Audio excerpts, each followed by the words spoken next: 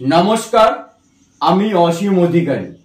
আজকের এই ট্রেনিং প্রোগ্রামের এই অংশে আমি আপনাদের সঙ্গে আলোচনা করতে চলেছি কোন রিপোর্ট বা কোন ফর্ম কটি করে ফিল আপ করবে। বিস্তারিতভাবে আলোচনা করছি, একটু খেয়াল করুন। খুব ইজি ব্যাপার, কোনো ঘাবড়ানোর কিছু নেই। অ্যাকাউন্ট অফ ভোটস মানে 17C কতগুলো করবেন। স্পেশাল বুকলেটের জন্য একটি থাকছেই, মানে স্টিচ বুকলেটের জন্য একটা থাকছেই। ফার্স্ট প্যাকেটের জন্য একটা করছেন, আর যতজন এজেন্ট আছে অর্থাৎ এজেন্টের সঙ্গে +2, এইটা মাথায় রাখুন। আপনি চাইলে লুজ একটা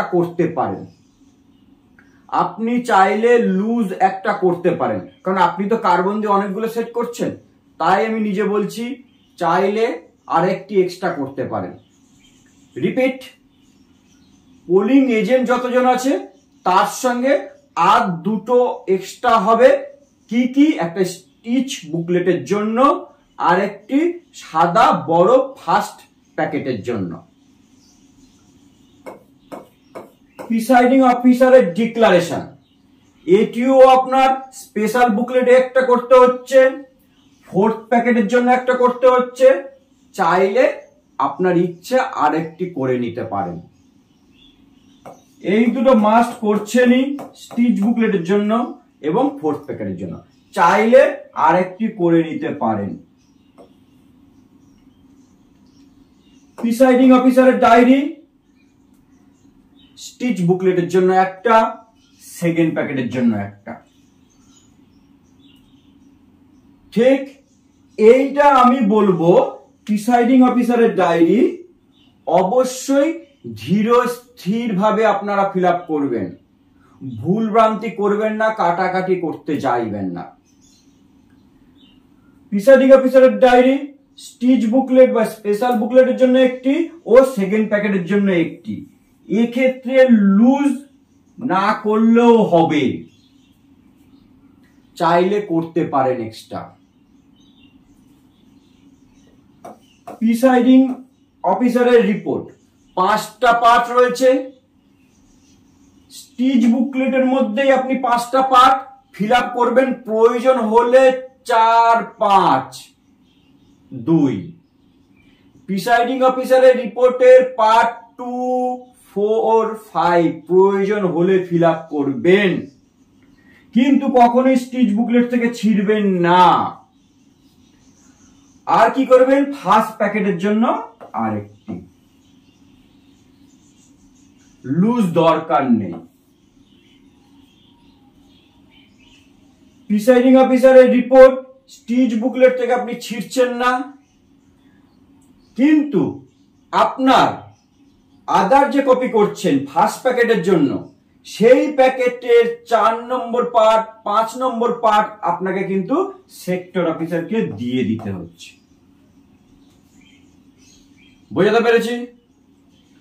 প্রিসাইডিং অফিসারের রিপোর্ট দুটো কপি করছেন, স্টিচ বুকলেটের জন্য একটা, যেখান থেকে কোনো পাতা ছিড়বেন না, আর ফার্স্ট প্যাকেটের জন্য একটা, সেখান থেকে 4 নম্বর আর 5 নম্বর পাতা বা পার্টটুকু আপনাকে ছিঁড়ে সেক্টর অফিসারকে দিয়ে দিতে হবে।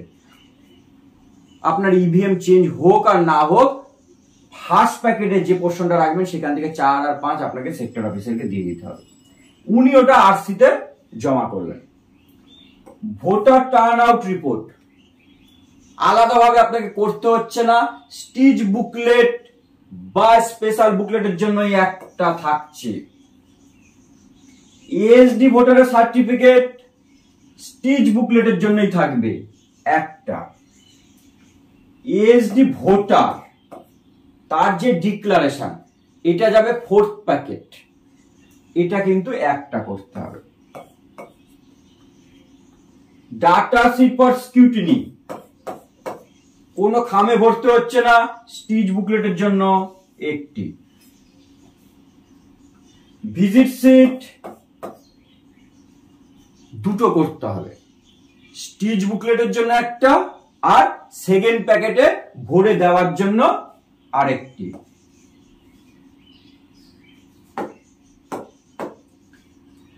প্রিসাইডিং অফিসারের 16 পয়েন্ট রিপোর্ট আপনাকে খামে ভরে দিতে হচ্ছে না, শুধুমাত্র স্টিচ বুকলেটের জন্য।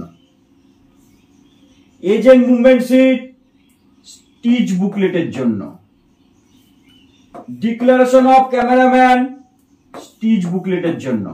ক্যামেরাম্যান যদি 2টো কপি করেন তাহলে ওনার কাছ থেকে একটি কপি যেখানে ক্যামেরা জমা দিচ্ছেন সেখানে ওনার কপিটা দিয়ে দেবেন।